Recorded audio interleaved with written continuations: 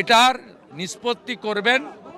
আমরা গোটা রাজ্যের বিজেপি কর্মী সমর্থকদের বা বিজেপি বিধায়ক সাংসদদেরকে যারা সহযোগিতা করেন তাদের প্রত্যেককে অনুরোধ করব, আপনারা কেউ আইন হাতে তুলে নেওয়ার দরকার নেই। আমরা সরকারে এসেছি, আমরা 2-3 দিনের মধ্যেই সরকার বিজেপির দায়িত্ব নেবে। আমরা যাতে অভয়ার মতো বিচারহীন না থাকে তার ব্যবস্থা আমরা করব।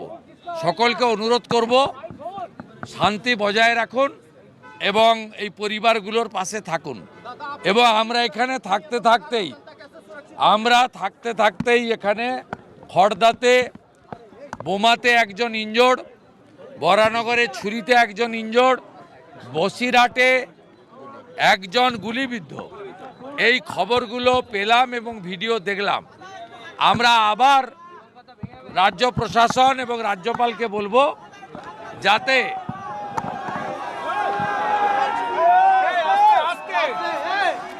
নির্বাচিত সরকার দায়িত্ব নেওয়া পর্যন্ত যাতে আর কোনো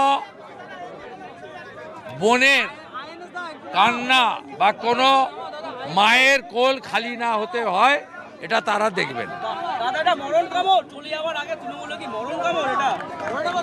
আমরা কনক্লুশনে আসছি না।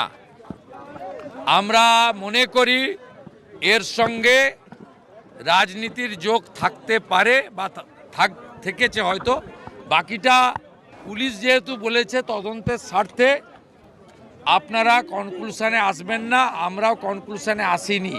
তবে পরিকল্পিত ঠান্ডা